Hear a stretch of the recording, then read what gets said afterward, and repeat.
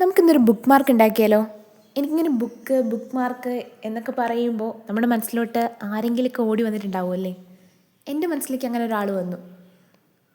എൻ്റെ കൂടെ +2 പഠിച്ചൊരു കുട്ടിയാണ് അനു. അവൾക്കിങ്ങനെ ബുക്കെന്ന് പറഞ്ഞാൽ ഭയങ്കര ജീവനാണ്. എപ്പോൾ നോക്കിയാലും ബുക്ക് വായിക്കും. മിക്കവാറും ഒക്കെ ലൈബ്രറിയിൽ പോകും. അവിടെ നിന്ന് പുതിയ പുതിയ ബുക്ക് എടുക്കും. ഒരു മാസം തന്നെ അവൾ 2-3 ബുക്കൊക്കെ വായിക്കും. അവൾക്ക് ഏകദേശം ഒരു ബുക്ക് വായിക്കാൻ ഒരു 3 ദിവസം, ഒരാഴ്ച അത്രയൊക്കെ മതിയാവും. ഭയങ്കരമായിട്ട് ബുക്ക് വായിക്കുന്ന ഒരാളാണ്.